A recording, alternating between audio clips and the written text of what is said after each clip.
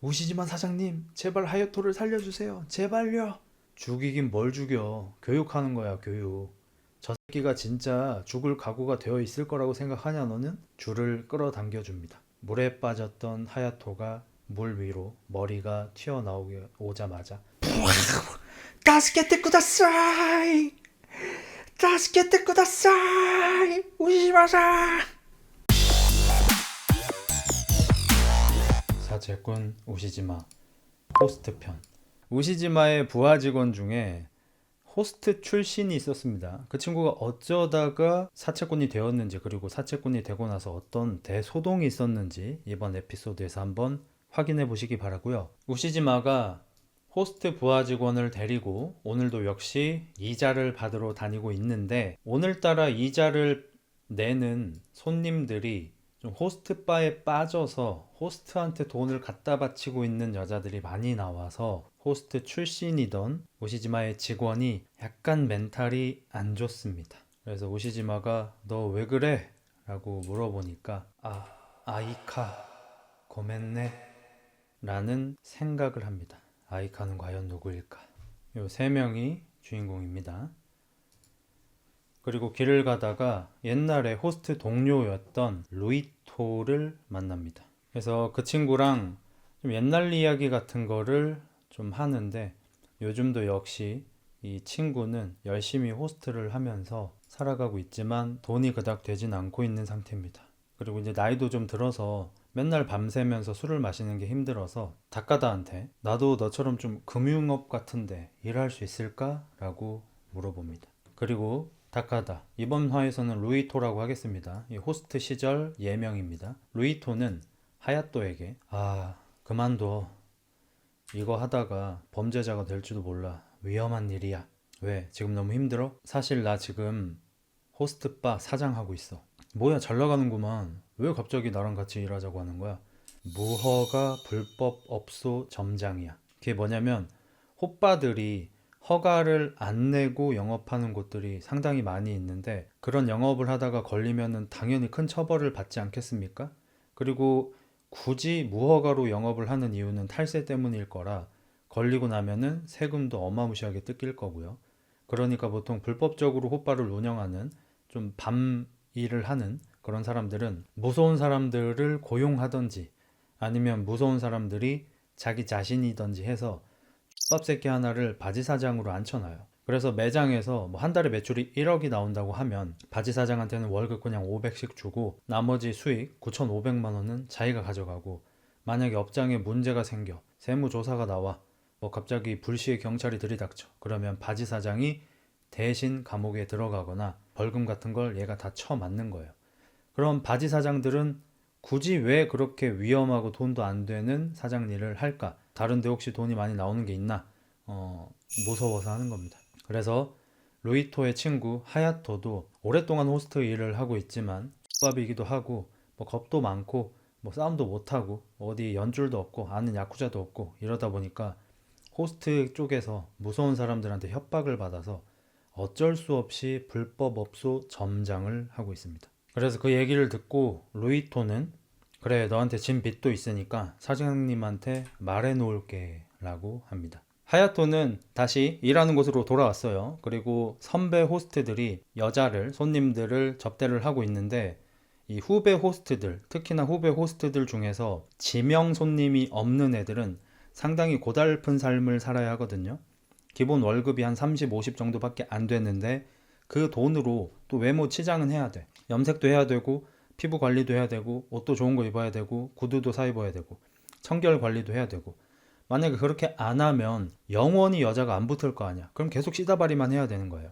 그래서 명함만 호스트지 사실상 씨다바리입니다.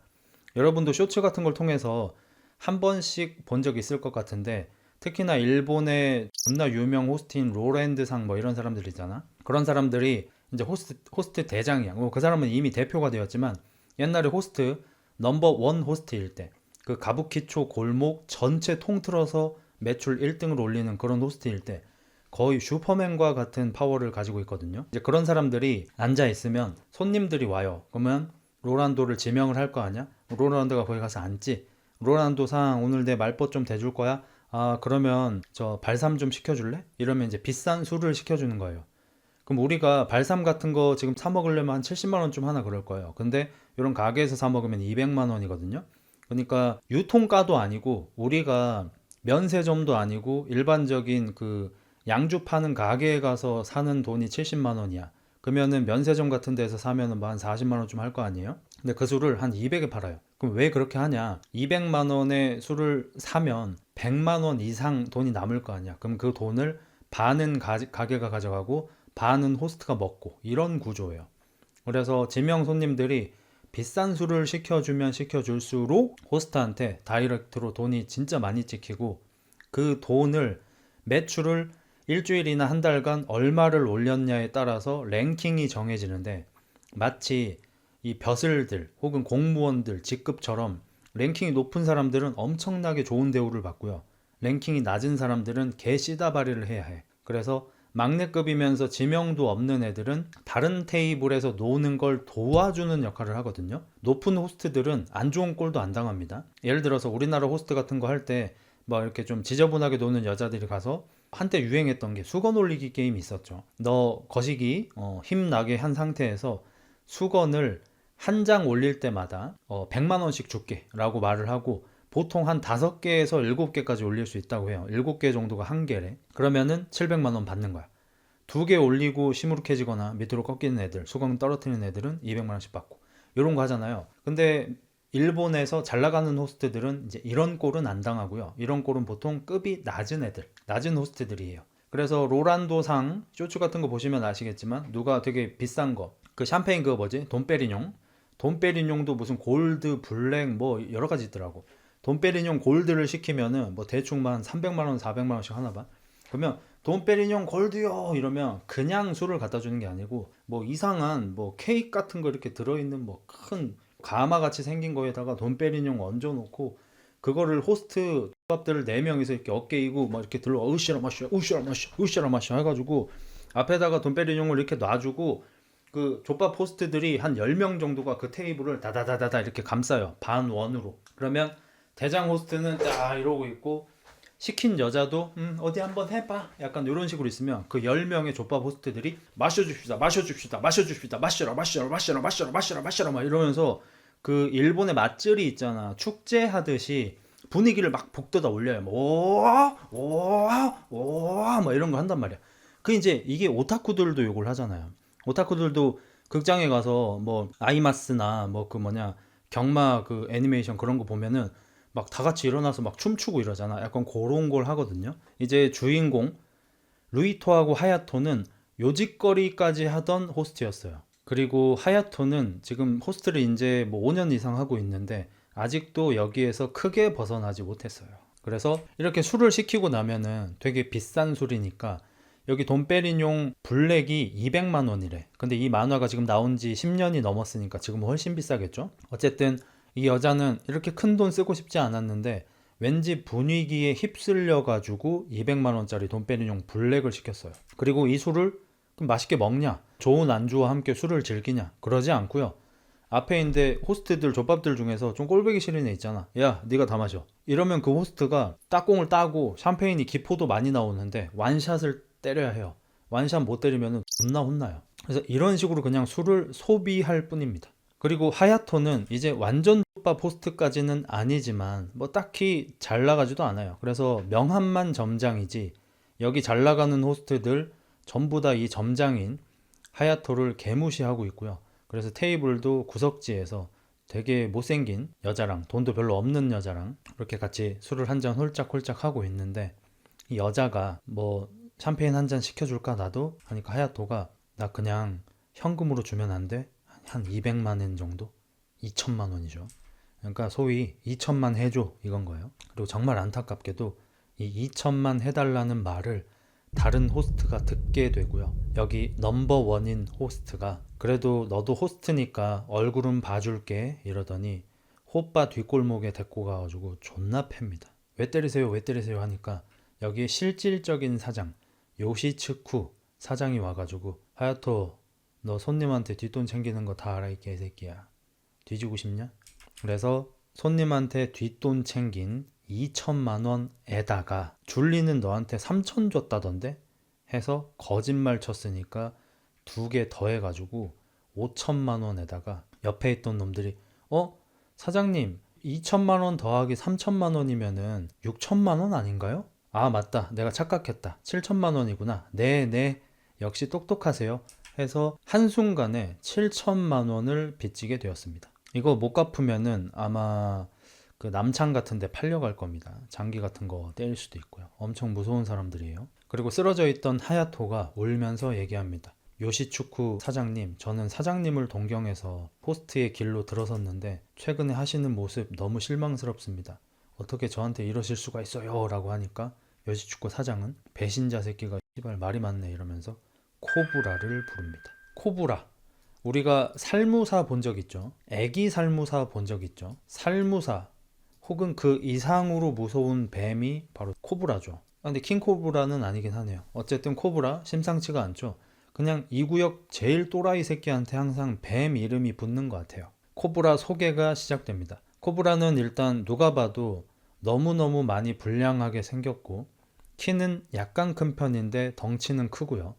헤어스타일이 나 건들면 죽여버리겠다 하는 헤어스타일을 하고 있습니다. 삭발인데 그 스크래치 같은 걸로 이렇게 해가지고 코브라 모양을 만들어 놨어요. 그리고 이 새끼는 버스 정류장 이렇게 같은 데 가가지고 갑자기 애취하더니 거기서 꽁냥꽁냥 하고 있던 커플 남자한테 야 티슈 있냐? 아니요. 왜 안 갖고 다녀? 뒤질래? 아 죄송합니다. 아니요 괜찮아 이러더니 커플인 남자의 옷에다가 자기 콧물을 쓱싹쓱싹 닦아요. 그래서 남자가 하면서 살짝 피하니까 지금 나한테 시비 거는 거냐? 한판 뜰까? 아, 고멘나사이 이 씨발 야 나 네 여자친구랑 좀 자도 되냐? 그건 지금 시비 거는 거냐? 고멘나사이 이 지랄하고 놀고 있어요. 그리고 진짜로 많이 괴롭히려고 했는데 마침 버스가 도착해서 더 험한 꼴은 겪지 않게 됐습니다. 또 이 친구들이 약간 기본적으로 ADHD가 장착돼 있어가지고 이렇게 괴롭히다가도 버스나 지하철이 오면은 그거 타야 되면 버스 왔다 이러면서 그냥 타고 가요. 미친 새끼들이에요. 그리고 이 코브라는 요시츠키 사장이라는 놈 뒷배를 봐주는 애입니다. 요시츠키가 이렇게 불법적으로 호빠를 이용할 수 있는 게 코브라의 호위가 있어서입니다. 그래서 이번에 하야토가 뒷돈을 챙기다 걸렸죠. 근데 호스트인 요시츠키가 요걸 뭐 괴롭히긴 좀 그렇고 괜히 몸만 상하고 코브라를 데려와가지고 괴롭혀달라고 하는데 일단 옷을 홀딱 벗기고요. 인터넷에 올릴 거니까 지금부터 사위를 시작한다. 안 커지는데요? 안 커지면 넌 죽어. 10초 안에 못 세우면은 네 거 잘라버리겠다. 이러면서 이제 조그만한 나이프를 꺼냅니다. 하야토가 죽고 싶지 않아서 허리를 많이 수그려서 자기 걸 빨아서 세웁니다. 그리고 울면서 사위를 시작하고요. 애국가를 부르면서 하라고 해서 무궁화 삼천리 나라 만세 막 이지라면서 일본 국가를 몰라서 미안합니다 하면서 이제 사위를 하고 있고 마지막 순간까지 이제 비디오에 담겼습니다. 그러면서 너 이번에는 이 정도로 봐주는데 만약에 다음번에 또 이지랄 하면 그리고 7천만 원 빚진 거 한 달 안에 못 갚으면은 이렇게 만들어줄 거야 라고 하면서 사진 하나를 보여주는데 코브라는 약간 기뉴 특전대처럼 기뉴가 싸움을 존나 잘하는데 약간 바보잖아요. 그 기뉴가 기뉴 특전대라는 걸 만들어서 자기처럼 바보인데 싸움 잘하는 애들을 이렇게 모아놓고 한 5명씩 후레시맨처럼 다니잖아. 그것처럼 짐승 특공대라는 걸 만들었는데 자기가 코브라 대장이야. 코브라 본체야. 그리고 자기 부하들은 코브라 레드 뭐 코브라 그린, 코브라 옐로우, 핑크 이런 식으로 정해줬어. 그리고 이런 기뉴 특전대 같은 전대물들 특징이 이 특이한 옷을 입고 있잖아요. 자기 밑에 애들한테 전신 문신으로 옷을 입혀줍니다. 그 코브라 뱀이 뱀 모양의 이 비늘이 있을 거 아니에요? 그 비늘 모양으로 머리 끝부터 발끝까지 전부 다 문신을 해버립니다. 정말 보기 흉하게. 얼굴도 문신이 돼 있고요. 뱀 모양으로. 머리도 뱀 비늘로 다 문신이 돼 있고요. 온 몸이 다 뱀 비늘로 문신이 돼 있고요. 배부터 등부터 엉덩이까지 다. 그리고 배 부분은 그 뱀의 배가 약간 이렇게 돼 있잖아. 좀 야들야들 하잖아. 그것까지 싹 표현을 해서 진짜 한 마리의 뱀처럼 전신 문신을 했고 이 문신을 하는데 들어가는 돈도 이제 갚아야 합니다. 목욕탕 못 가겠네 하는데 목욕탕을 잘 갑니다. 오히려 자주 다녀요. 사람들이 무서워하고. 그래서 사람들이 이 짐승 특공대를 보면 되게 두려워하거든요. 근데 사실 코브라 말고는 다 병신들이긴 해요. 코브라한테 뭐 빚지거나 약점 잡히거나 한 바보들이 지금 짐승 특공대 이 쫄병들을 하고 있거든요. 그래서 얘들은 얼굴까지 전부 문신을 해서 되게 무서워 보이지만 사실 개개인은 다 족밥들입니다. 그리고 하야토도 한 달 안에 7천만 원을 갚지 못하면 코브라 핑크가 결정되어 있습니다. 내정되어 있습니다. 그래서 하야토가 예전에 같이 일하던 루이토를 찾아가서 너 사채업 한다고 들었어. 나도 그 일 좀 할 수 있을까? 이렇게 물어본 거예요.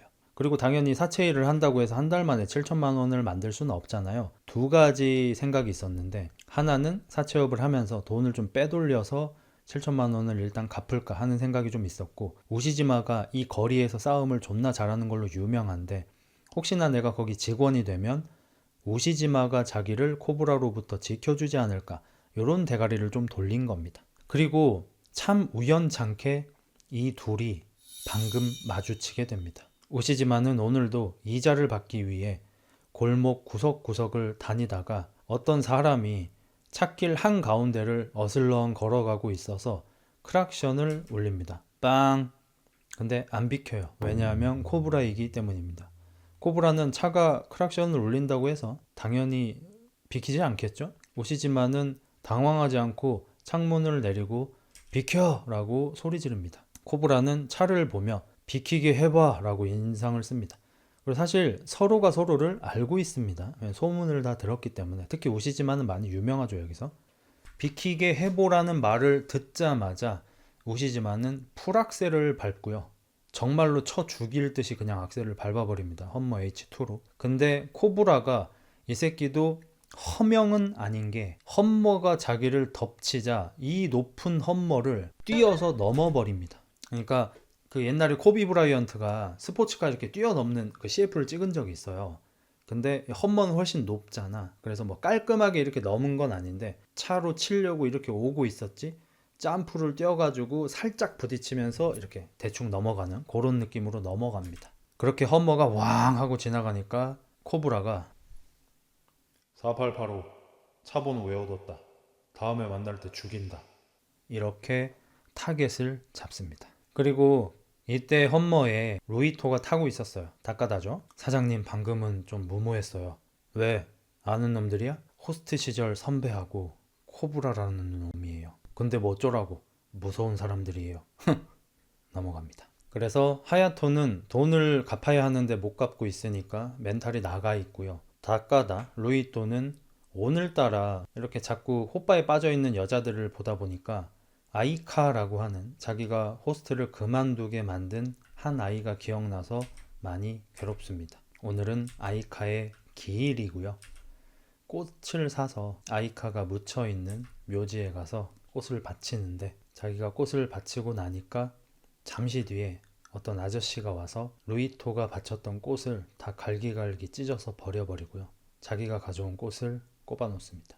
아이카의 아버지입니다. 아이카의 아버지를 볼 낯이 없어서 멀리서 아야카의 아버지한테 무릎을 꿇고 절을 하면서 죄송합니다, 죄송합니다를 연신 외치고 집으로 돌아오게 됩니다. 이제 과거 이야기가 나오는데 루이토와 하야토는 아까 요시츠키라고 불리던 넘버원 호스트가 있던 상당히 큰 호스트 바에서 막내 생활을 함께 시작한 친구이자 동료 사이고요. 이 둘은 상당히 힘들었습니다. 일단 돈도 없고 박봉이고 잠자리 같은 것도 굉장히 불편하고 텃세도 심하고 여기는 돈을 벌어오는 게 곧 능력이라 지명 손님이 없고 매출을 못 올리면 그냥 쓰레기 취급을 받거든요.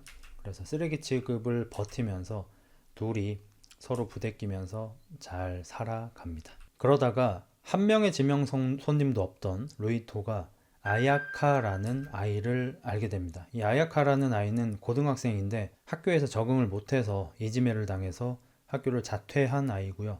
학교를 안 다니니까 할 일이 없어가지고 맨날 동네 배팅센터, 야구장이죠. 야구 배팅센터에서 시간을 때우고 있었는데 잘생긴 오빠가 맨날 여기 와서 야구를 치고 스트레스를 풀고 가니까 뭐 하는 사람이야? 이렇게 물어보면서 관계가 시작됩니다. 그리고 루이토는 호스트인 걸 부끄러워하지 않고요. 넘버원 호스트를 꿈꾸고 있는 남자다. 이런 식으로 자기 소개를 하고 고등학생이었던 아야카는 거기에 반해버려요.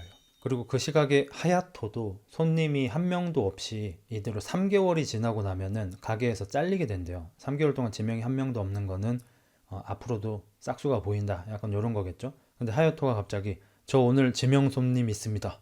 라고 말을 하는 거야. 이제 같이 일을 시작한 루이토도 좀 당황하고 요시츠키 사장은 오 그래? 라고 했는데 조금 있다가 50대 정도로 보이는 아주머니가 그리고 호스트바 같은데 전혀 올 것 같지 않은 수수한 차림의 어머니가 들어와서 하야토를 지명하고 기본적인 술을 시켜줍니다. 그리고 놀랍게도 이 중년의 여성은 하야토의 엄마였습니다. 호빠에서 지명을 못 받고 있으니까 엄마를 불러서 자기를 지명해달라고 한 거예요. 효자네요. 그래서 다른 호스트들이 되게 부잣집 아줌마들을 손님으로 받으면서 엄청 고급 술을 시키고 있는 거에 비해서 엄마를 데리고 와서 별로 비싸지 않은 술을 시키고 있으니 하야토는 더 많이 무시받게 됩니다. 그리고 루이토는 자기 친구 하야토가 엄마라고는 하지만 어쨌든 마수거리를 했잖아요. 자기만 현재 지명 손님이 없는 상태잖아.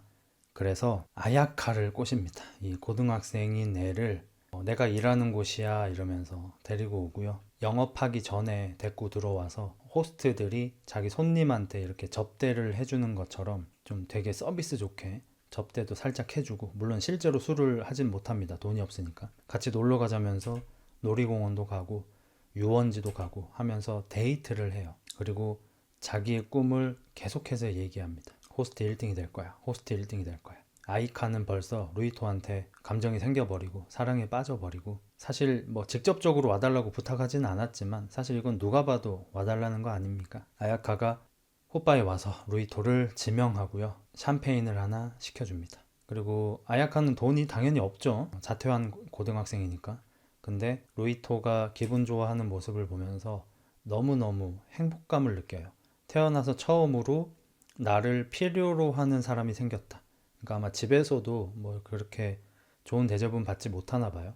학교에서는 왕따였고 그래서 자퇴했고. 근데 루이토가 샴페인 시켜줘서 너무 고맙다고, 네 덕분에 처음으로 지명을 받아봤다고 너무 고맙다고 말을 하니까 살아있음을 느껴버리고, 루이토가 샴페인 뚜껑 병으로 이렇게 막 기교를 부려서 의자 같은 것도 만들어주고 뭐 사람 모양으로도 만들어줘서 의자에다가 사람을 앉힌 다음에 이거 봐, 너는 나의 공주님이야 이러면서 막 작업 기술이 들어오니까 또 루이토가 또 잘생겼잖아요. 완전히 사랑에 빠져버립니다. 그리고 나서 하야토가 한 3일 정도 병가를 내고 4일째 이제 출근을 했는데 얼굴이 몹시 야위였고요. 그래서 뭐 다른 애들은 아팠나 보다, 술병 났나 보다 라고 하는데 루이토가 무슨 일이야, 왜 3일이나 쉬었어 라고 말을 하니까 안타깝게도 하야토의 엄마가 이제 스스로 세상을 떠나셨습니다. 그러니까 마지막으로 아들이 일하는 곳에 가서 지명 한번 해주고 매상 한번 올려주시고 마지막에 마지막 순간까지 맥주를 마시면서 한신 타이거즈 야구 잡지를 보시면서 스스로 생을 떠나셨어요. 그러니까 뭐 빚을 져서 너무 괴로워서 세상을 떠난다 이런 느낌이 아니고요. 그냥 사는 게 너무 재미없네, 그냥 그만 살래, 이런 느낌. 그래서 엄마의 장례를 치르느라 3일 동안 출근을 못했던 거고, 원래 하야토는 굉장한 쫄보였는데 어머니가 돌아가신 걸 계기로 약간의 용기가 생겼습니다. 루이토도 첫 지명을 받고 나서 주변의 선배들이 너 너무 싸가지 없이 하지마, 이제 첫 지명 받아놓고 라고 했을 때 저는 넘버원이 될 겁니다, 요시츠키 선배도 제가 이길 거예요 라고 허풍을 떨어놓고 나서 오히려 용기가 생겨서 일을 잘하게 됐습니다. 그래서 이 호스트바 단골인 아줌마, 이 아줌마는 누구 한 명한테 계속해서 이렇게 후원 지원을 해주는 게 아니라 그냥 자기한테 잘해주는 남자한테 샴페인 한 병씩 사주는 이런 단골 아줌마인데, 이 아줌마도 꼬셔가지고 샴페인 주문도 받게 되고요. 그래서 루이토는 잘생긴 얼굴과 이렇게 플러팅을 좀 잘해서 자신의 장기를 살려서 연애 감정을 팔아서 점점 지명을 늘려가고요. 하야토는 얼굴도 못생겼고 좀 깡도 없고 그런 대신에 몸개그를 잘해요.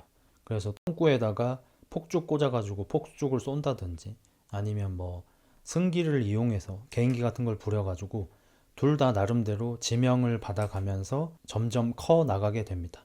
최초로 이제 탑10에 이름도 올리고요. 특히나 하야토가 좀 먼저 치고 나가게 됩니다. 너무 이제 뺀질뺀질하고 능구렁이 같은 애들만 보던 손님들이 하야토가 굉장히 웃기게 자기가 망가지면서 이런 걸 하니까 색다른데? 이러면서 하야토를 지명을 많이 하고요. 루이토하고 하야토는 어느새 서로 라이벌 감정이 느껴져서 좀 관계도 좀 멀어지고 서로 경쟁심이 폭발하듯 해서 서로가 서로를 이기기 위해서 존나게 노력하는 상태가 되거든요. 그래서 루이토도 그러면 안 되는데 아야카한테 막 키스하고 막 좋아한다 사랑한다 말하면서 자꾸 연애 감정을 팔아서 매상을 올리게 합니다. 그래서 이 둘이 하야토는 자기 단골 지명한테 루이토는 아야카한테 매상 좀만 더 올려주면 안 돼? 좀만 더 올려주면 안 돼? 아 제발 부탁할게 제발 부탁할게 이러면서 여자들이 실제로 그런 돈도 없는데 외상으로 엄청나게 비싼 술들을 시키게 만들어요. 막 200만원짜리 샴페인 300만원짜리 샴페인 그리고 나서 하야토 쪽에서 매출이 더 높으면은 루이토가 나 300만원짜리 샴페인 300만 더 시켜주면 안 돼? 이런 시켜주면은 또 하야토가 루이토에서 매상이 올라간 걸 보고 미안한데 누나 나 이거 비싼 거 샴페인 하나만 더 시켜주면 안 돼? 이 지랄하면서 서로 레이스를 해가지고 이 둘이 넘버 2, 3를 먹어요. 그렇지만 얘네들한테 샴페인을 사주던 여자들은 이제 개털 개거지가 되어가죠. 아야카도 마찬가지고요.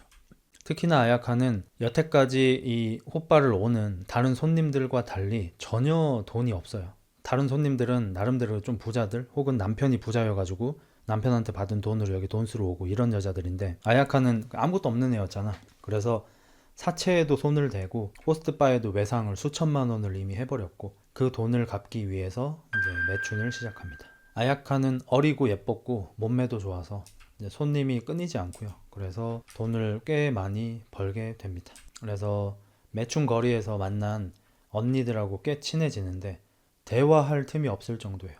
뭐 오늘 좀 어땠어? 배고프지 않아? 얘기하고 있으면 어떤 아저씨가 와서 나 너랑 갈래. 아야카는 또 일하러 가고 갔다 와서 또 얘기 좀 하려고 하면 어리고 예쁘니까 또 아저씨들이 와서 넌 얼마야? 이러면서 정말 쉴 새 없이 일을 하게 됩니다. 그리고 아야카는 자기가 인생이 굉장히 처량하고 볼품없다라고 계속해서 자기를 좀 깎아내리고 자괴감에 빠져 있는데 특히나 등교하거나 하교하는 교복 입은 학생들만 보면 저 학생들은 정상적으로 행복하게 잘 살아가는데 나는 쓰레기야 라고 생각을 하게 되고 점점 더 자신을 갉아먹게 되고요.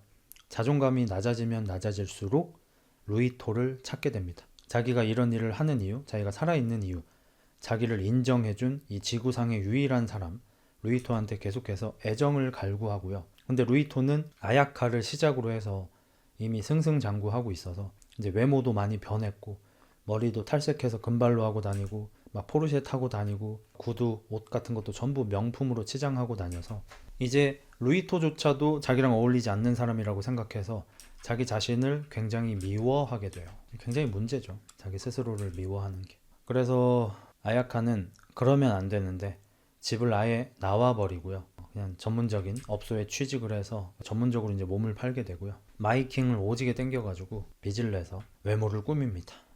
자기도 똑같이 화려하게 화장을 하고 머리를 미용실 가서 세팅을 받고 좀 해퍼 보이는 좋은 옷도 입고 명품 가방도 명품 구두도 입고 다닙니다. 그리고 루이토에 어울리는 외모가 되자 조금 당당하게 호빠를 찾게 되고요. 호빠에 가서 이제 루이토의 등수를 올려주기 위해서 굉장히 열심히 레이스를 합니다. 이제 아야카는 돈이 점점 더 많이 필요할 거 아니에요. 그래서 이제 일반적인 매매가 아니라 좀 상당히 뭐 폭력적인 혹은 가학적인 혹은 한 번에 되게 여러 명을 상대해야 하는 심지어 그걸 넘어서 이제는 데뷔까지 하게 됩니다. 그래서 아야카는 점점점 피폐해지고요. 유일하게 이제 자기가 행복해지는 게 루이토랑 데이트할 때니까 데이트를 되게 하고 싶어 하는데 루이토는 이제 바빠져서 그리고 솔직히 이제 아야카가 그다지 필요하지 않으니까 잘 만나주지 않습니다. 아야카는 이제 점점 정신적으로 위험한 상태가 되고요. 헛것들이 보이기 시작하고 루이토가 자기를 안 만나주는 것 때문에 루이토의 관심을 끌기 위해서 가해를 시작합니다. 이제 좀 날카로운 걸로 팔 쪽에다가 살려달라고 막 이렇게 그어가지고 루이토한테 사진을 보내고 그러면 이제 놀란 루이토가 자기를 보러 와주니까 그만하라고 멈추라고 말을 듣지만 아, 이렇게 하면은 루이토가 와주는 거구나라고 생각을 해서. 점점 이제 자기 몸을 아프게 하는 게 점점 심해지고요. 루이토 역시 이제 정신병에 걸리는데 넘버 2까지 올라가 버리니까 넘버 1인 요시츠키를 너무 이기고 싶어진 거예요. 한 번이라도 이기고 싶어진 거예요. 그래서 말도 안 되는 막 굳은 일까지 막 이상한 일까지 당하면서 많은 손님들을 상대하고 최후에 마지막으로 모자란 금액 얼마 정도는 뭐 그것도 막 몇 천만 원입니다. 아야카가 해줘가지고 태어나서 처음으로 매출 1등을 찍습니다. 근데 보통 이렇게 매출 1등을 찍고 난 다음 달에 매출이 급감을 한대요. 왜냐하면 저번 달에 무리를 한 거는 호스트가 무리한 게 아니고 호스트의 손님들이 무리한 거잖아. 그 손님들이 이제 저번 달에 돈을 너무 많이 써서 이번 달엔 쓸 수가 없잖아요. 그래서 매출이 급감하죠. 루이토 역시 매출이 급감해서 이제 막 한 5등 밖에까지 밀려버리고 멘탈이 많이 나가 있어서 자기도 막 아줌마들 상대하면서 막 이렇게 일을 열심히 하니까 아야카한테 자기 만나달라고 문자가 오고 하는 것도 막 안 보고 그냥 수신 거부까지 했거든요. 귀찮아서. 근데 한날은 가게에 찾아와서 막 가해를 해버려가지고 어쩔 수 없이 이렇게 만나서 밖에 데려다 주면서 이렇게 가게에서 이렇게 하면 안 돼. 내가 곤란해져 라고 하니까 아야카는 로이토가 보는 앞에서 훨씬 많은 몸의 상처를 스스로 내버립니다. 매우 위험해집니다. 그리고 이 사실을 이제 아야카의 아빠가 알게 돼요. 이 호스트 바 때문에 알게 된 건 아니고 AV 비디오가 발매를 해버려가지고 이제 주변 친척들한테 이야기를 듣고 딸을 찾아다녀 보니 이렇게 호스트한테 빠져 있다는 걸 알게 되고 딸을 찾아와서 여기에서라도 이제 집으로 돌아가자 하면서 이제 데리고 갔으면 조금이라도 확률이 있었을 것 같은데 이 아버지는 아야카를 보자마자 집안의 수치다 이 쓰레기 같은 거 이러면서 맹 비난을 하고 부끄러우니까 제발 이런 짓 좀 멈추라고 비난을 하게 됩니다. 그 시기에 로이토는 굉장히 돈이 많은 그리고 얼굴도 상당히 예쁘장한 부잣집 아줌마를 잡아서 돈을 열심히 빨고 있었고요. 그 아줌마가 원해서 아야카하고 이제 연락을 끊어버리거든요. 그래서 아야카는 루이토를 만나지 못하는 기간이 길어지면서 점점 피폐해지고 끝내 사랑의 루이토라는 유언을 남기고 건물에서 투신을 해버립니다. 루이토 역시 이제 엄청난 충격을 받았고요. 계속해서 아야카의 환상을 보고 피 흘리는 아야카가 사랑해 잊지마 뭐 이런 식으로 나와서 사랑을 갈구하는 그런 상상 망상을 계속해서 보게 되고요. 예쁜 아야카가 나오기도 하고 뭐 굉장히 망가진 아야카가 나오기도 하고 잠을 자면 아야카 아버지의 머리만 나와서 대굴대굴 굴러다니면서 내 딸을 네가 죽였어. 아야카를 죽인 건 너야. 넌 살인자야. 하는 이런 맹비난을 계속 당하다 보니까 얘도 이제 정신병에 걸려버립니다. 그러다가 이제 길바닥에서 노숙을 하다가 오시지마 사장을 알게 됐고요. 정신적으로 많이 피폐했고 많이 굶어서 말라있고 이런 상황이었다 보니까 오시지마 사장한테 거의 뭐 유기견이 구조당하듯이 구조당하게 되고요. 그렇게 오시지마하고 인연이 시작된 겁니다. 다시 현재로 돌아와서 루이토는 하야토를 오시지마 사장한테 소개해줬잖아요. 제 친구가 있는데 이 일 해보고 싶대요 라고 해서 이제 친구를 데려왔는데 이 친구가 오시지마 사무실에 처음 오자마자 젖꼭지에다가 폭죽이 달리게 되는 한 아저씨의 고통을 간접 체험하게 되고요. 오시지마 사장은 하야토를 보자마자 빤스 빼고 전부 벗으라고 한 다음에 몸을 수색합니다. 그 이유는 약하는 앤지 보려고. 약이나 하는 찌질한 자식은 필요 없다면서 혹시 어디에다 이렇게 주사 자국이 있는지 샅샅이 뒤지지만 다행히 약을 하는 애는 아닙니다. 그렇게 하루 정도 같이 따라다니면서 일을 배우고요. 일 끝나고 나면은 다 같이 이렇게 맥주 같은 걸 마시거든요. 맥주 마시는 자리에서 하야토가 어떤 놈인지 테스트 해보기 위해서인지 오시지마 사장이 오늘 매상이랑 통장이다. 내일 아침 9시에 은행에 입금해라 라면서 돈 수천만 원하고 통장을 줍니다. 이걸 들고 나를지 말 않을지 약간 테스트를 해보는 그런 느낌이었던 것 같아요. 그리고 나서 야, 일단 뭐 다 같이 건배하자 이러면서 맥주잔을 들고 건바이 하고 하야토는 사실 맥주를 별로 안 좋아해요. 호스트를 하다 보니까 술 자체를 별로 안 좋아합니다. 술 마시는 게 너무 힘들어서 안 먹고 싶은데 분위기 때문에 한 모금을 딱 먹자마자 오시지마가 얘기합니다. 실격 집에 가. 큰 돈을 가지고 있는데 술을 마시는 칠칠 맞은 바보는 사채업에 맞지 않다. 꺼져라. 첫날 바로 잘립니다. 그리고 집에 가던 하야토는 코브라한테 걸리고요. 코브라한테 협박을 당해서 눈물을 오줌을 질질 짜면서 살려달라고 빌고 얼마간의 시간이 흐릅니다. 사이에 무슨 일이 있었는지는 모르고요. 한 몇 달쯤 시간이 지나고 하야토가 루이토를 찾아옵니다. 히사시부리. 못 알아볼 뻔했습니다. 왜냐하면 하야토가 살이 굉장히 많이 쪘어요. 원래 굉장히 얄쌍했었거든요. 그리고 얼굴도 뭐 되게 미남은 아니었지만 좀 봐줄만 했었는데, 뭐 머리도 좀 쇼컷으로 잘랐고 원래는 장발이었는데 살이 꽤 많이 쪘고 뭔가 약간 음흉해졌어요, 사람이. 그래서 이 새끼 역시 힘들게 사나 싶었는데 타고 온 차를 보니까 호르쉐야. 네 차야? 중고긴 하지만. 야, 뭐야, 잘 풀렸나 봐? 나 새롭게 태어났거든. 이러면서 일단 요즘에 자기가 돈을 많이 벌었다면서 고기를 먹으러 가자고 합니다. 자기가 사준다면서 고급 고깃집에서 고기를 먹는데 손님이 한 명 와 있어요. 이분 누구셔? 너 몰라? 개그맨이잖아. TV에 나오는 유명한 개그맨이 거기 앉아 있어요. 그리고 이 개그맨 아저씨한테 하야토가 이번 달 배당금이에요, 개그맨 아저씨, 이러면서 돈을 뭐 대충 한 2천만 원 정도를 줍니다. 200 정도, 200만 원 정도 줍니다. 땡큐 땡큐 하면서 이제 고기 먹고 헤어지고요. 방금 그거 뭐야? 라고 말을 하니까 자기는 코브라 그린 잉가로 뭐 다시 태어났다면서 얘도 옷을 벗었는데 어찌어찌 말을 잘했는지 다른 애들은 뱀 비늘 모양으로 전신을 다 문신했잖아. 목, 얼굴, 두피까지 다 문신을 해야 했거든요. 근데 얘는 어떻게 코브라를 잘 설득했는지 이 몸통의 한 절반은 안 했어요. 얼굴도 안 했고 목도 안 했어. 그래서 옷을 입고 있으면, 긴팔 긴 바지를 입고 있으면 이 문신을 한 게 티가 안 나요. 하체도 안 했네. 상체만 했네. 긴팔만 입으면 티가 안 나. 그러니까 다른 애들이 한 거에 3분의 1 정도밖에 문신을 안 한 거야. 요것도 흉하긴 합니다. 그리고 코브라하고 아까 요시츠키 사장 있잖아요. 코브라하고 요시츠키 사장은 하야토 패 죽인다고 7천만 원 갚으라고 막 협박을 했던 애들이잖아. 근데 같이 사우나에 가가지고 같이 사우나하고 이야기 나누고 합니다. 그리고 코브라가 하야토한테 얼굴은 문신 안 해서 다행이네. 네네, 감사합니다. 시간은 좀 걸렸지만 문신비 포함해서 8천만 원 몽땅 갚았으니까 용서해 줄게. 아리가또 고자이마시다. 그러니까 빚이 7천만 원이었잖아요. 문신비가 또 1천만 원이었나 봐.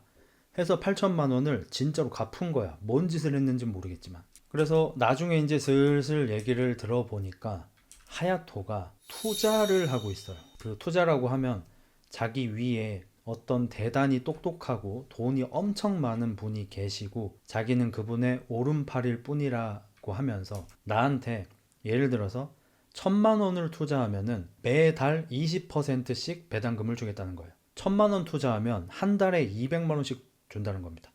5개월 만에 원금의 2배가 되고 6개월 차부터 이제 뭐 말도 안 되게 수익이 늘어나겠죠. 그래서 그게 말이 돼? 라고 생각을 해. 근데 옛날에 루이토가 하야토한테 돈을 좀 꿔준 돈이 있었는데 그 돈을 그냥 나 주지 말고 뭐 그건 그걸로 해줘 라고 말을 했는데 진짜로 한 달 지나니까 20%를 주는 거야. 이 얘기를 듣고 우시지마의 직원들 있잖아, 이자키랑 뭐 걔들 있잖아, 걔들도 진짜야? 나도 500만 원 해볼래, 나도 1,000만 원 해볼래, 이러면서 소액으로 시작을 했는데 진짜로 다들 한 달 지나고 나면은 20% 배당금을 주는 거예요. 그래서 애들이 돈 좀 올려볼까? 난 3천, 난 5천, 이러면서 막 자기가 가진 전 재산 막 1억, 2억을 꼬라박은 애도 있어. 근데 진짜로 1억을 내면 한 달에 2천만 원씩 배당을 줘.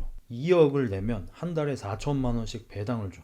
이렇게 이제 몇 달이 지난 거야. 그리고 우시지마 사장이 요 새끼들을 요새 뭐가 좀 이상한데? 라고 생각을 해서 뭔 일 있냐고 물어보니까 또 순순히 실토를 하죠. 거짓말은 안 치죠. 그러니까 우시지마가 그걸 듣더니 인상을 확 쓰더니 난 일단 1억만 해볼게, 이제를 하는 거야. 그래서 우시지마도 1억 넣고 한 달에 2천씩 받아요. 그렇지만 물론 우시지마는 이게 사기라는 걸 알죠. 다른 우시지마의 직원들도 사기인 거 다 압니다. 다 같이 생각이 똑같아요. 이거 100% 사기인데 언제 돈을 빼냐가 관건이다. 매수는 기술이지만 매도는 예술이다 하는 것처럼 내가 돈을 넣어서 이 배당금을 받아낼 거 아니야? 근데 이 새끼가 언젠가는 날릴 거 아니에요. 돈을 다 갖고. 날르기 직전까지 내가 배당을 받고 원금 달라고 해서 빼면 나는 승자잖아. 다른 사람들은 다 당하겠지만 전원 다 그 생각을 하고 있어요. 그래서 서로 눈치 싸움이 시작되고 직원들끼리도 서로 약간 눈치 싸움을 합니다. 그리고 우시지마는 자기 중고등학교 동창인 뒷조사하는 친구 있죠. 그 친구를 불려가지고 하야토, 코브라, 요시츠키의 뒷조사를 맡기는데 확실히 수상한 점이 많다고 합니다. 그리고 루이토만 최초에 아예 받을 생각이 없었어서 하야토한테 빌려줬던 돈을 투자를 했었고 그 뒤로 투자를 안 했거든요. 루이토는. 그래서 루이토만 자기 동료들이나 사장님한테 안 하시는 게 좋을 것 같은데 혼자서만 좀 부정적이고 나머지는 전부 투자에 환장을 했습니다. 그리고 이렇게 간보기를 하던 도중 언제 뺄까 하고 있던 도중 갑자기 하야토가 증발해 버립니다. 하야토가 튀었다. 튀자마자 에자키는 루이토를 찾아가서 바로 얼굴에 죽방을 한 대 날리면서 어떻게 할 거야 이 자식아 그래. 네 친구 하야토가 내 돈 전 재산 가지고 날랐다 그래. 막 이지랄을 해가지고 아니 선배 제가 하지 말라고 몇 번이나 말씀드렸는데 선배가 했잖아요. 뭐 그렇긴 해. 어쨌든 하야토 찾으러 가야 될 거 아니야. 뭐 알겠어요. 이러면서 루이토가 알고 있는 하야토의 집으로 에자키, 우시지마, 루이토가 같이 찾아갔는데 사람이 살았던 게 맞나 싶을 정도로 빈집과 다름없는 집만 덩그러니 있을 뿐이었습니다. 그래서 이제 빈 맨션에서 내려와서 헛멋하고 집에 가려고 하는데 뒤에서 갑자기 코브라가 나타나서 길바닥에 있는 자전거를 들어서 우시지마의 대가리에 던져버립니다. 우시지마는 피했고 에자키가 대신 맞았습니다. 코브라가 하야토 어딨어? 라고 소리를 지릅니다. 알고 봤더니 코브라도 하야토한테 돈을 투자했고요. 배당금을 먹고 있었고요. 요시츠키 그 호빠 사장 있죠. 무서운 사람. 호빠 사장 새끼도 하야토한테 돈을 넣고 배당을 먹고 있었어요. 그러니까 요 동네에서 돈 좀 있다는 새끼 중에서 배당 안 먹은 새끼 한 명도 없는 거야. 그래서 코브라는 혹시나 이게 우시지마 일당이 자기를 통수 쳤나 해가지고 시험해 보려고 시비를 한번 걸어본 거고 싹 분위기를 보니까 얘들도 당한 것 같아. 근데 분하긴 하니까 너 저번에 나 차로 치여 죽이려고 했던 거 기억해? 뭐? 모르겠는데? 처음 보는데? 이 씨발 새끼 개그하냐? 서로 이제 말싸움을 좀 하는데 확실히 코브라가 우시지마를 좀 견제하는 게 다른 사람들은 그냥 무조건 죽방 꽂고 뭐 바로 뭐 돌로 찍어버리고 하는데 우시지마한테는 공격을 잘 못해요. 좀 무서워해. 그래서 난 모르겠는데 무슨 일인데 뭐 나랑 요시츠키도 당했다고 막 소리를 지르니까 요시츠키는 또 누구야? 이러면서 우시지마는 계속 모류새 작전을 합니다. 근데 뒤에 그 짐승 클럽이잖아. 이 짐승 애들 꼬봉 2호기 3호기 걔들도 이제 금붕어 똥처럼 따라다니고 있는데 뒤에 있는 놈이 뭐 말하기를 좋아하나 봐. 아 요시츠키는요 호스트바 사장이에요. 이렇게 알려준 거야. 그래서 코브라가 화나서 네가 뭔데 씨발 정보를 제공해 이 개새끼야. 네가 챗GPT야 이러면서 이제 뒤지게 쳐맞고 코브라가 어쨌든 너네도 당한 것 같구만. 서로 정보 공유하고 하야토 잡으면은 돈 다 뺏은 다음에 죽여버리자. 이러고 나서 집으로 돌아가는데 오시지마가 자전거를 주워서 코브라한테 집어던집니다. 분실물 가져가. 코브라는 못 본 척하면서 그냥 집에 갑니다. 그러니까 코브라가 사실 오시지마한테 살짝 쫄아 있어요. 티는 자꾸 안 내려고 하는데 그래서 자꾸 자기 주변 사람만 때리고 어쨌든 오시지마는 하야토의 맨션에서 쓰레기통 같은 걸 전부 뒤져가지고 가져온 뭐 자료들 뭐 통장도 뭐 한두 개씩 있었고 뭐 메모지도 있었고 뭐 사진도 있었고 해가지고 탈탈 털어가지고 뒷조사를 하는 친구한테 갖다 주고요.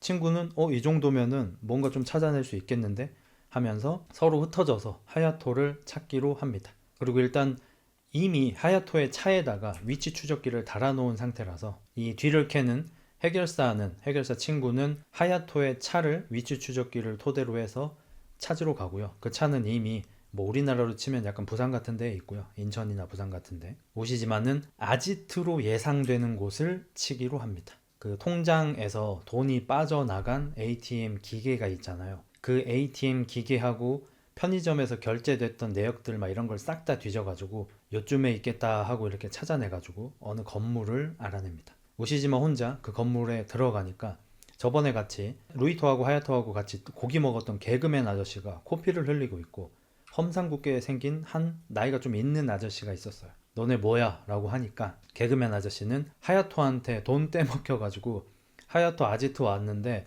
이 아저씨가 있었고요. 이 아저씨가 갑자기 저를 존나 때렸어요. 라고 얘기하고 이 아저씨 역시 하야토한테 돈을 떼었는데 들어와 보니까 누가 있길래 일단 때리고 봤다. 때려서 미안해요 개그맨 아저씨 이 지랄을 하고 있어요. 그러니까 하야토한테 지금 돈 떼인 사람이 지금 이 동네에 한 100명은 되는 것 같아요. 이 새끼 잡히면 아마 뒤질 것 같아요. 어쨌든 그렇게 해서 돈을 못 찾게 되는 날이 좀 길어지니까 다들 좀 안절부절해졌어요. 하야토가 만약에 이미 그 돈을 들고 캄보디아 같은 데로 튀었으면 어떡하지? 아니면 하야토도 누군가의 바지 사장이었고 실제로 그 돈을 떼먹은 뭐 야쿠자라든지 그런 인물이 있다면 우리 돈은 영영 못 돌려받을 거야 라고 생각해서 특히나 자기 전 재산인 2억을 하야토한테 맡겼던 에자키는 겁나게 흥분 상태가 됩니다.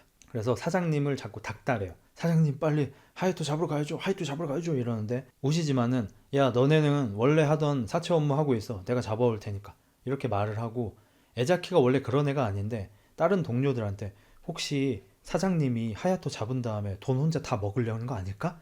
지금 사장님 의심하는 거야? 아 아니야 그냥 그럴 수도 있잖아 이러면서 엄청 안절부절해져요. 아무튼 그러다가 저번에 하야토의 아지트에서 만났던 개그맨 아저씨를 때린 다른 험상궂은 아저씨 있잖아. 그 아저씨한테 우시지마한테 연락이 옵니다. 그 아저씨가 우시지마한테 전화해서 안녕하세요 하세가와입니다. 배우를 알아냈어요. 요시츠키라는 저기 호스트바 사장 새끼인데 그 새끼가 자기 부하 직원인 하야토를 시켜서 그렇게 한 것 같습니다. 이러면서 주소를 알려주는 거야. 우시지마는 수상하다고 느꼈습니다. 일단 배후라고 하기에는 너무 지척에 있는 사람이야. 너무 예상 가능한 사람이야. 그리고 만약에 요시츠키가 하야토를 시킨 거라면 둘 다 날랐겠지. 이미 의미 없겠지. 이렇게 머리를 써요. 우시지마는 머리가 좋잖아. 근데 에자키는 그걸 듣자마자 제발 빨리 잡으러 가요. 빨리 잡으러 가요. 우시지마가 거기서 에자키 내 말 안 들려? 자기가 싼 똥은 자기가 치워야죠. 저는 가보겠습니다. 이러면서 에자키가 말을 안 듣고 요시츠키 사무실로 혼자서 찾아갑니다. 불이 꺼져 있고요. 뭔가 퀴퀴한 냄새가 나고요. 사무실을 열어보니 대충 이빨 15개 정도와 손톱과 발톱이 모두 빠져 있고 허벅지에 포크 8개와 나이프 2개가 꼽혀 있는 만신창이가 된 요시츠키를 발견합니다.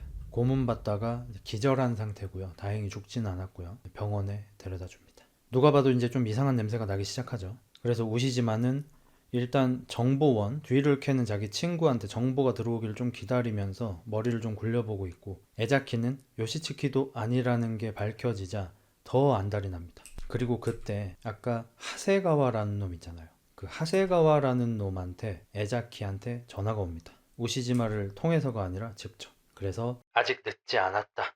그 녀석들의 패거리가 있다. 이러면서 어딘가 좀 외진 주차장을 알려주게 되고요. 우시지마는 또 에자키한테 함정 같으니까 가지 말라고 하거든요. 근데 에자키는 참지 않고 갑니다. 가보니까 약간 양아치 같은 애 3명이 있어가지고 에자키가 이 새끼들 수상한데 다가가고요. 이 3명은 또 너가 배후 인물이냐 이러면서 에자키를 덮칩니다.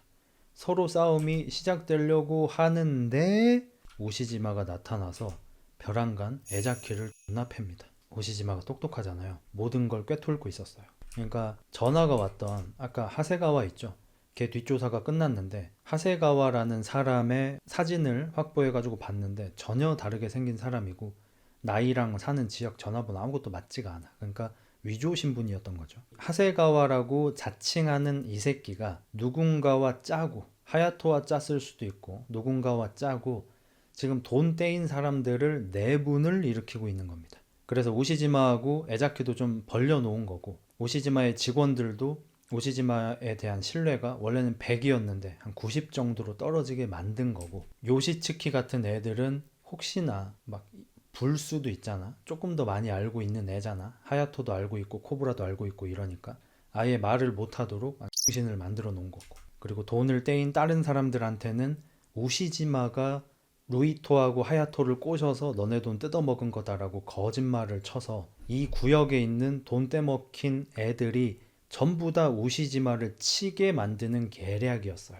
에자키가 거기에 걸려들어서 주차장에 가서 싸움을 시작해버린 거고 만약에 이렇게 싸움을 했으면 역시 우시지마 놈들이었어 라고 하면서 이 동네에서 돈 떼먹힌 수십 명이 달려와가지고 우시지마의 부하 직원들과 우시지마를 족쳤겠죠. 그걸 눈치챈 우시지마가 역으로 에자키를 두드러 패면서 정신 차려 이 새끼야. 우리 모두 피해자라고. 누군가 우리를 조종하고 있어. 우리는 다 같은 편이야. 이렇게 해버린 거야. 그걸 멀리서 지켜보던 코브라. 아이 씨발 서로 죽여야 되는데 우시지마 개새끼. 의외로 지능캐였군. 모든 건 코브라 씹새끼가 벌인 일입니다. 이 코브라 개새끼가 요시츠키까지 모르게 그러니까 원래 코브라는 요시츠키의 뒤를 봐주는 야쿠자 비슷한 거였잖아. 야쿠자는 아니지만 야쿠자 정도의 전투력을 갖고 있어서 비호가 가능했죠. 원래 둘이 같이 동거동락해야 되는 그런 사이인데 코브라는 요시츠키를 개 X밥으로 알고 있어요. 왜냐면 이 새끼 뭐 여자 꼬셔서 돈이나 빼먹는 애고 그 돈을 내가 뺏으니까 내가 더 위로 느끼는 거야.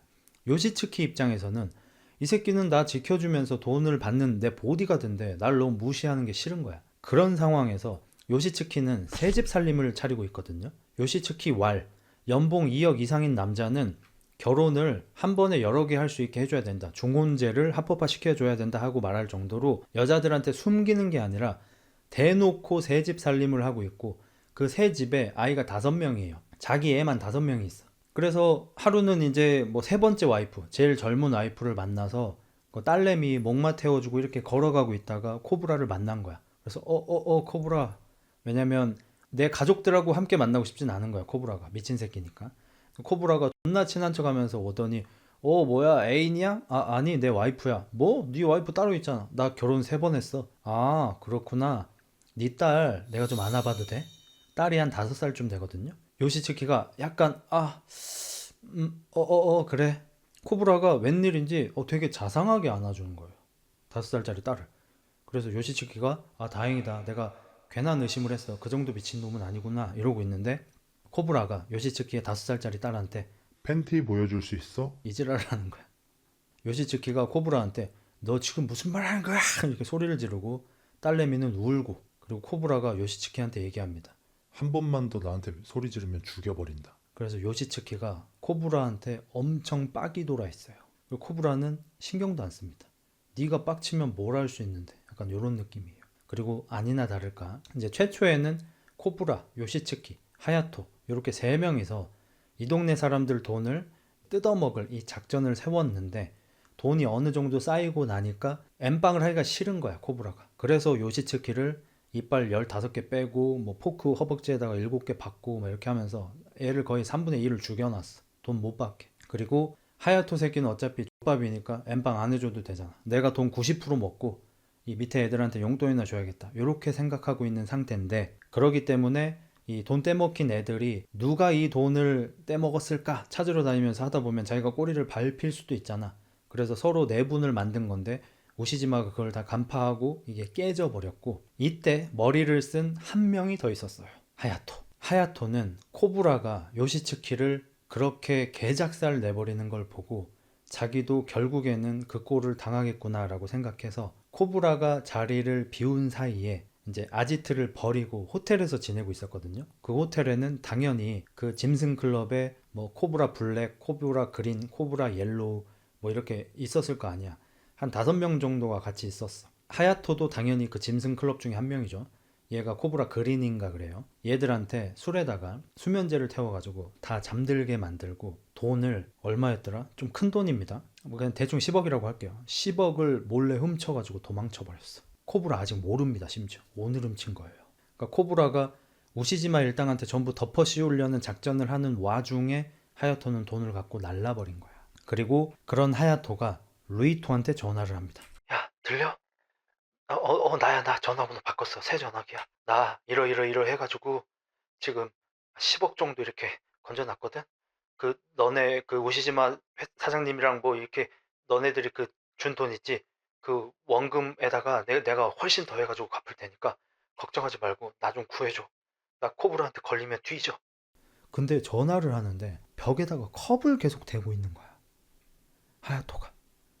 이 새끼가 진짜 머리가 좋은 건지 깡이 좋은 건지 뭔지는 모르겠는데 코브라 아지트가 이 호텔에 411호예요. 근데 그 411호에서 돈 30억을 훔쳐가지고 415에 도망가 있어요. 그래서 벽에다가 유리컵을 대면 진동으로 잘 들리잖아요. 그래서 옆방에서 무슨 일이 일어나고 있는지 계속 들으면서 자기가 이제 어디로 도망갈지 지금 계속 연구를 하고 있는 그런 상태입니다. 그래서 너네가 나한테 준 돈, 그러니까 우시지마의 직원, 우시지마까지 해서 얘한테 투자한 돈이 4억인데 4배로 갚아주겠대. 16억으로 갚아주겠대. 자기가 30억 훔쳤다고. 그러니까 제발 자기 좀 살려달라는 거야. 이제 그 시각에 우시지마한테 이제 작전을 걸려다 실패한 코브라가 실망한 채로 호텔 411호 자기 아지트로 돌아와 보니까 이 짐승 클럽 4명이 다 잠을 쳐 자고 있고요.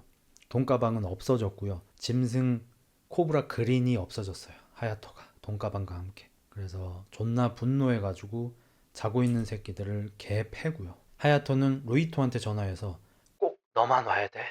너만 와야 돼. 이러면서 위치를 알려줍니다. 그 시각에 에자키는 우시지마로부터 이 모든 일을 꾸민 게 코브라 같다는 얘기를 듣고요. 하야토와 루이토가 이 호텔로 옵니다. 그래서 하야토는 그런 루이토를 보면서 분명히 혼자 오라고 했을 텐데 에자키랑 같이 오다니 너도 날 믿지 않는구나 이러면서 실망을 하게 되고, 근데 하야토도 똑같은 새끼인 게 하야토는 루이토한테 자기가 있는 곳을 410호가 아닌 411호라고 알려줬습니다. 아시다시피 411호는 코브라가 있는 곳이죠. 그래서 코브라가 있는 호텔 문을 여니까 코브라가 갑자기 에자키를 공격했고요. 서로 이렇게 좀 싸우다 보니까 하게 되는 거죠. 그러니까 이제서야 다들 대가리가 돌아가는 거야. 우시지마는 이미 전부 다 꿰뚫고 있었고, 코브라도 루이토도 에자키도 우리가 하야토한테 당한 거구나 대충 알게 됩니다. 근데 여기서 코브라가 다시 한번 작전을 들어가요.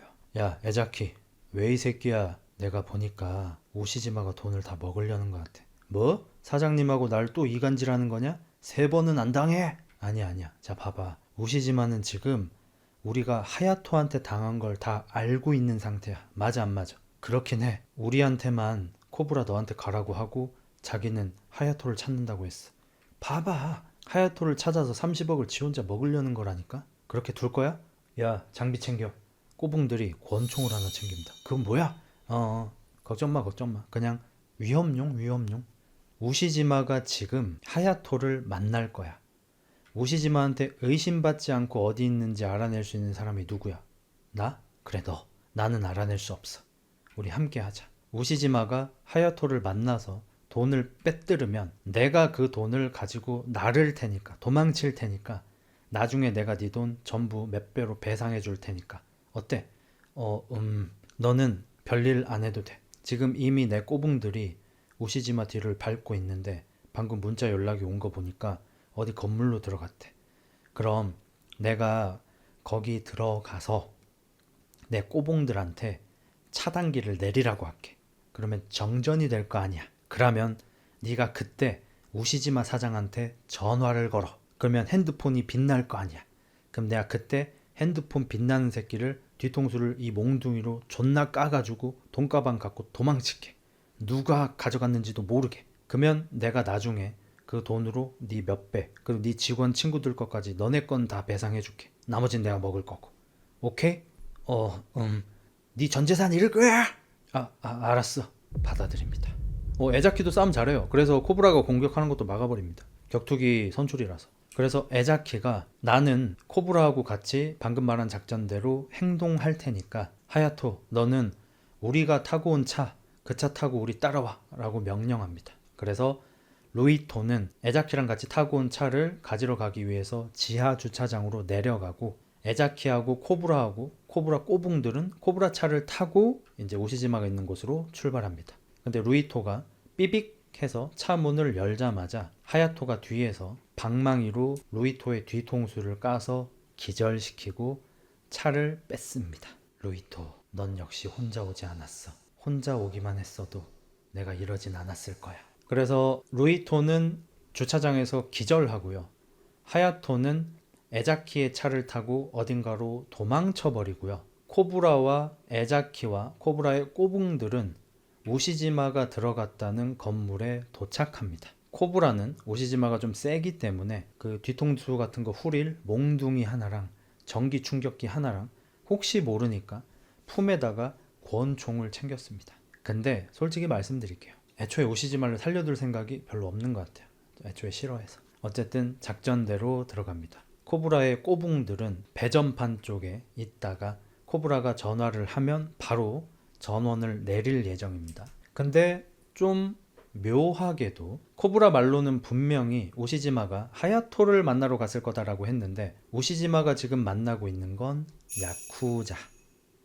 쿠마쿠라라는 우시지마한테 자꾸 돈을 빌리면서 갚지 않는 야쿠자 중에서 상당히 급이 높은, 대기업으로 치면 부장급 정도 되는 급이 높은 야쿠자 한 명이 있어요. 이 야쿠자, 좀 높은 야쿠자 바로 오른팔이 나메리카와라는 야쿠자고, 나메리카와는 머리가 좋고 거의 사이코패스적으로 남을 좀 이렇게 삥 뜯고 괴롭히는 아주 쓰레기 같은 새끼고, 우시지마의 전 재산을 뺏기 위해서 상당히 머리를 현재 굴리고 있는 새끼. 뭐 약간 스포일러 드리자면 나메리카와는 나중에 우시지마하고 거의 라이벌처럼 될 정도로 굉장히 메인 빌런 중에 한 명입니다. 이 나메리카와는 현재 이 꽤 높은 야쿠자를 모시고 있는 상태고, 모셔지는 이 부장 야쿠자는 우시지마한테 항상 삥을 뜯는 새끼거든요. 우시지마를 얘가 부른 거예요. 우시지마가 누가 불렀을 때 순순히 가는 경우는 세 가지밖에 없습니다. 이자 받으러 갈 때, 돈 빌려주러 갈 때, 그 다음에 높은 야쿠자가 부를 때. 낮은 야쿠자는 안 되고. 그래서 우시지마를 얘가 불러서 찾아간 거고, 얘는 우시지마를 만나서 바로 얘기합니다. 우시지마 사장, 요즘에 소문이 좀 그렇던데 아부헤비파의 하부라고 혹시 알아? 이전에 그 폭주족들 에피소드에서 하부하고 좀 안 좋은 관계가 되어버렸죠. 글쎄요, 저는 그쪽 세계 사람이 아니라 잘 모르겠습니다. 우시지마 사장에 대해서 굉장히 캐고 다니던데 뭐 사고라도 쳤어? 죄송합니다. 뭐 지금은 드릴 말씀이 없습니다. 뭐 괜찮아. 우리랑 뭐 우시지마 사장은 뭐 친구 같은 사이니까 뭐 그런 의미에서 우리가 그 하부라고 하는 애 좀 중재를 좀 해줄까? 괜찮습니다. 예, 스미마셍. 중재해달라고 하는 순간 한 1억은 뜯깁니다. 그래서 괜찮다고 하죠. 그러니까 이 새끼가 오케이. 그럼 우리 거 쌀 한 200kg만 사줘. 출처는 밝힐 수 없지만 물건은 확실해. 그러니까 약이죠. 약을 사달라는 겁니다. 오시지마는 이 약을 아마 엄청 비싸게 사야 할 거고, 그 약을 또 누군가한테 팔아야 될 거니까 매우 위험한 인생으로 빠져들게 되겠죠. 근데 여기서 거절하기도 좀 애매해요. 그래서 정말 곤란한 상황이 됩니다. 그래서 속으로 씨발, 이 새끼는 죽지도 않나? 야쿠자들 잘 죽던데? 속으로 이러고 있는데 마땅치가 않습니다. 어떡하지 약간 이러고 있어. 근데 그때 코브라가 이 건물을 뒤지다가 이 문이 살짝 열린 틈새로 우시지마를 발견합니다. 코브라는 곧장 에자키한테 전화를 하고, 야, 전화 걸 준비해. 오케이. 그리고 자기 꼬붕들한테 전화합니다.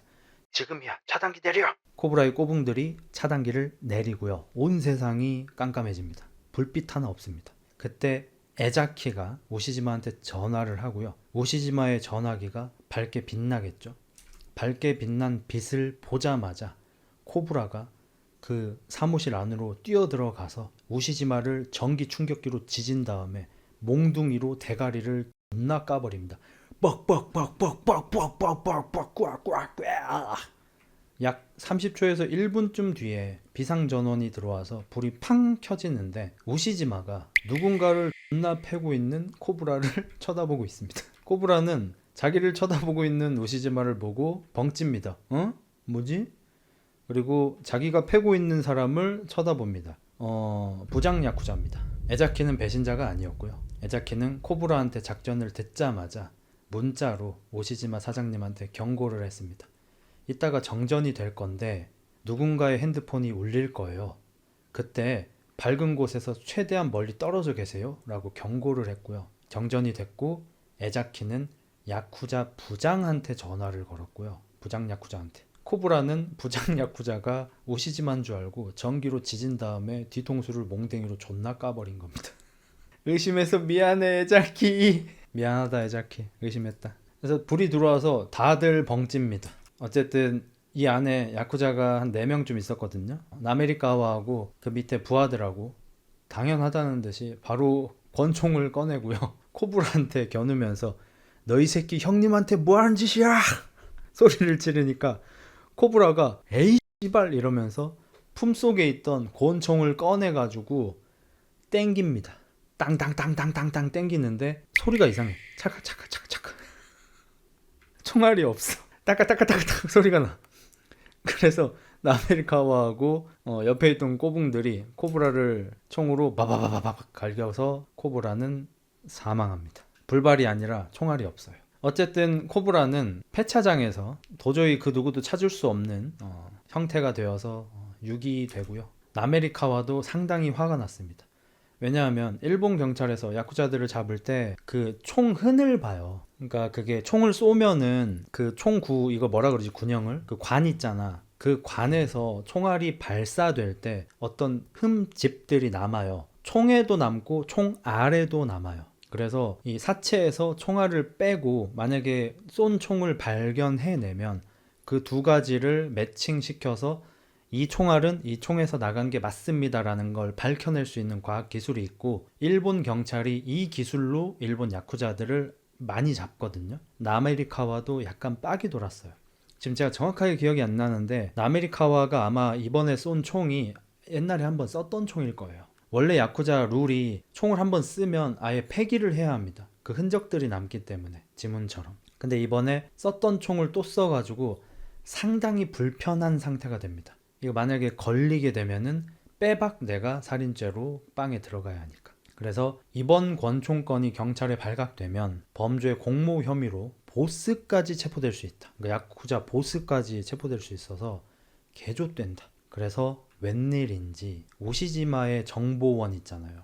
그 동창 친구한테 나메리카와가 전화해서 이누이 코브라라는 양아치에 대해서 좀 알아봐 라고 명령합니다. 뭐 예전에 우시지마 어린 시절 편 보신 분들 아시겠지만 여기 나메리카와는 우시지마하고 동향 선후배죠. 뭐 실질적으로 알고 지낸 사이는 아니지만 나메리카와가 1, 2년 정도 선배고, 우시지마가 이제 막 이름을 널리 알리기 시작할 때 나메리카와는 이미 야쿠자한테 캐스팅돼서 어린 나이부터 야쿠자 생활을 했죠. 이제 거기에서 만난 머시기 삼형제 해가지고 막 거기 막 뚝배기 깨고 막 그 에피소드 있죠. 그 에피소드에 나왔던 이 동네에서 가장 건드리면 안 되는 3명 중에 한 명이 이 나메리카와인 거예요. 굉장한 악연입니다.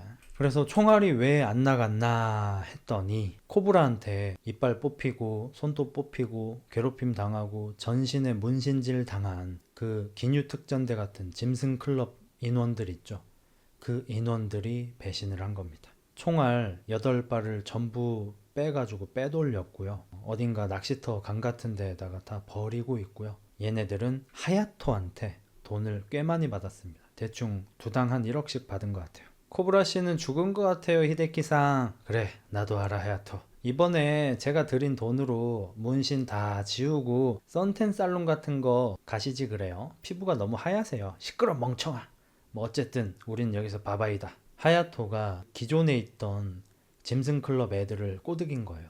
우리가 이대로 있으면 어차피 계속 이용당하고 괴롭힘 당하고 코브라 좋은 일만 시키고, 코브라는 100만 원을 벌면 99만 원을 자기를 갖고 10,000원으로 회식을 하는 미친 새끼다. 우리한테 절대 돈을 나눠줄 새끼가 아니다. 그러니까 우리가 빠져나갈 수 있는 기회는 이번밖에 없다. 그러니까 코브라하고 우시지마를 싸움 붙여가지고 우리는 도망을 치자, 돈만 먹자 라고 하야토가 머리를 써서 이 작전이 나온 거고, 얘가 뭐 다 설계한 건 아니지만 어쨌든 코브라가 죽게 되었어요. 얘들 예상대로 우시지마한테 죽은 게 아니고 야쿠자한테 죽게 되긴 했지만, 어찌됐든 하야토는 총 30억에서 그 짐승클럽 애들한테 대충 두당 1억씩 나눠줬다고 해도 대충 20몇 억을 챙겨가지고 큰 가방에다가 들고 자기가 옛날에 좋아하던 추억의 장소에 가서 옛날에 자기가 좋아하던 편의점 음식들을 잔뜩 사서, 야, 돈을 이렇게 많이 벌어도 아침밥은 그대로구나, 뭘 먹어야 될지도 모르겠고 이러면서 굉장히 큰 부자가 되었지만 딱히 그렇게 행복하진 않습니다. 루이토의 뒤통수를 까고 차를 훔쳐왔었잖아요. 그래서 그때 맨발로 도망쳐서 루이토의 신발을 뺏어서 루이토 구두를 신고 도망을 쳤는데, 루이토 구두를 보면서 루이토 생각도 좀 나고, 스스로 세상을 떠난 엄마가 약간 이런 마음이었을까? 우울증이 와버린 거죠, 이건 사실. 그러니까 큰 돈을 갖게 된 후로 막 야호 이러면서 막 이걸로 뭐 할까? 막 빠친코 갈까? 여자 살까? 해외로 가가지고 막 황제처럼 살까? 이런 생각이 드는 게 아니라 오히려 자기가 굉장히 순수했던 즐거웠던 때가 떠오르면서 어렸을 때 좀 행복했던 기억이 있는 이런 공원 같은 데 와서 어렸을 때 먹던 음식을 먹으면서 어렸을 때 자기랑 친하게 지냈던 사람들, 그 다음에 죽은 가족들을 회상하고 있는 게, 얘도 이 상태로 행복해지긴 좀 어려운 애인 거죠. 그래서인지 옛날에 헤어졌던 전 연인한테 전화를 겁니다. 줄리, 오랜만이다. 좀 갑작스럽긴 한데 나랑 같이 살래? 뭔 소리야. 반년 만에 연락 와서 지금 그게 한다는 소리가 그거야? 반년 전에 잠수 타가지고 내가 얼마나 힘들었는데. 나 큰 돈이 생겼어. 생활비 걱정 안 해도 되니까 어딘가 먼 곳에 가서 나랑 같이 살자. 근데 이 여자는 믿지 않습니다. 왜냐면 이 여자는 옛날에 하야토가 호스트일 때 존나게 삥 뜯겨서 매우 괴로워졌던 여자니까. 그래서 실망을 하고 있는데 하야토, 누군가 찾아왔습니다. 루이토입니다. 여기 있는 거 어떻게 알았어, 루이토? 네가 훔쳐간 에자키씨 차에 GPS 달려있거든. 주변을 둘러보니 에자키도 와있고 다른 우시지마의 직원 2명도 와있고 우시지마도 와있습니다.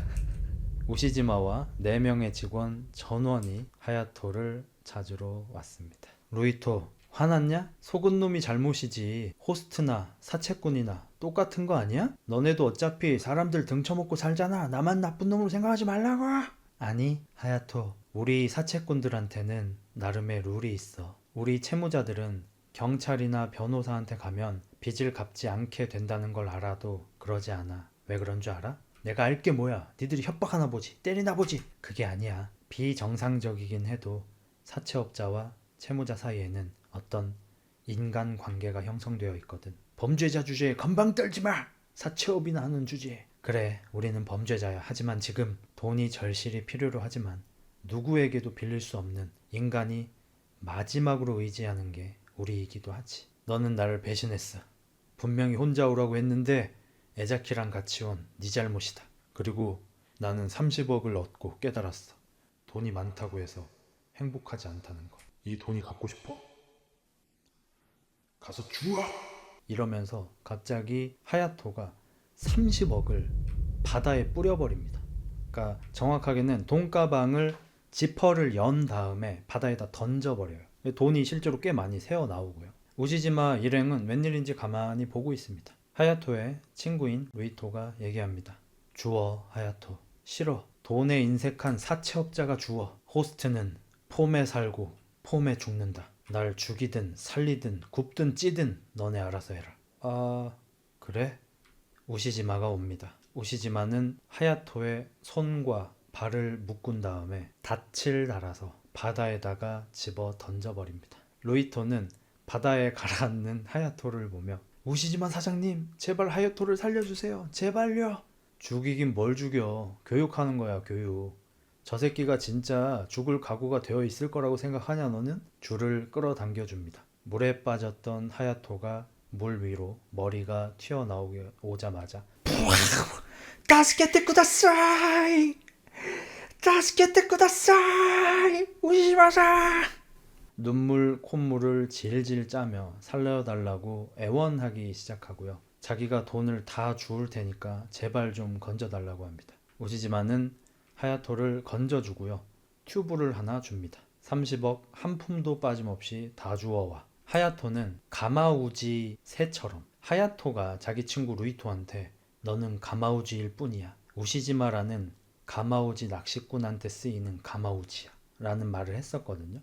가마우지가 목이 묶인 채로 강에 던져지는 새예요. 가마우지 낚시꾼이 가마우지 목을 묶고 강에다가 집어 던지면 가마우지는 되게 큰 물고기를 잡는 습성이 있고 잉어 같은 걸 되게 잘 잡거든요.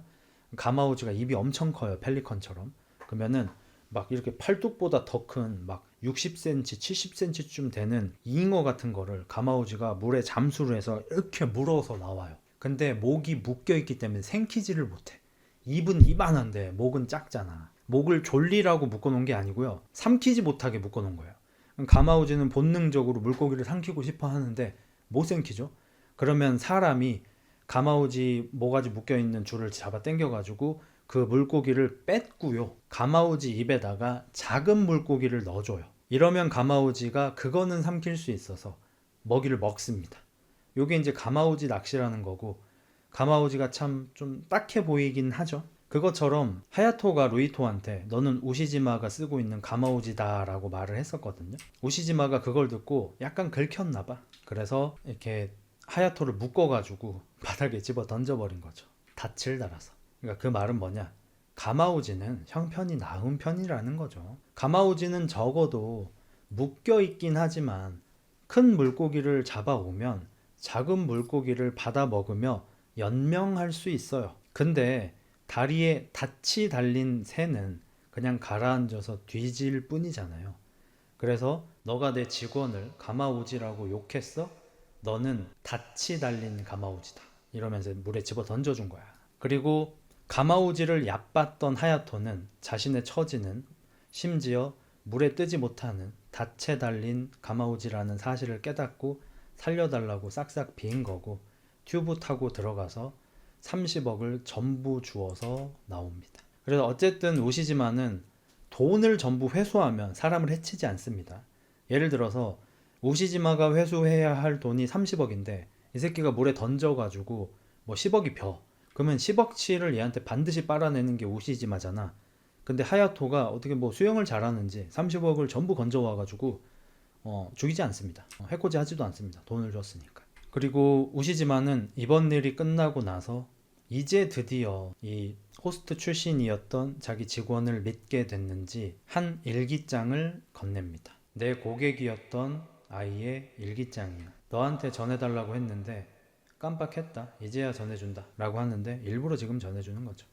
아마도 우시지마는 이 일기장을 루이토한테 미리 줬으면 루이토도 죽음을 선택했을 거라고 예상했을 것 같아요. 아마 실제로 그랬을 것 같습니다. 루이토는 지금도 아야카의 해골이 된 모습이 따라다니고 있고 피를 흘리는 모습이 따라다니고 있고 꿈에도 나오고 길 가고 있는데 갑자기 보이기도 하고 하는 등 굉장히 정신적으로 피폐한 상태거든요. 근데 가장 죄책감이 심했던 그 직후에 만약에 이 일기장을 읽어봤다면 아마 죽음을 선택했을 것 같아요. 루이토는 죽은 아야카의 일기장을 읽어봅니다. 열심히 노력하면서 자기한테 잘 보이기 위해서 열심히 매춘을 하던 이 일기를 보면서 집에 가다가 우시지마를 아빠라고 부르는 매춘하는 여성인데 좀 정신병 있는 여자가 있거든. 이 여자애가 막 죽으려고 옥상에서 뛰어내리려고 하는 경우가 되게 많아요. 근데 진짜 뛰진 않고 나 뛴다 이러면서 우시지마 등 사채업자들한테 이렇게 문자를 보내요. 나 뛰어버린다 이러면서. 그러면 이제 우시지마 소속 애들이 가서 그러지 마. 춥다 이러면서 옷도 입혀주고 이래. 정신이 조금 아파요. 얘를 또 구해주러 가서 이 아이한테서 아야카를 보게 됩니다. 그래서 이 아이를 껴안고 엉엉 울면서 너는 처음부터 나를 필요로 해줬는데 전부 다 내 잘못이야. 아야카 왜 죽었어?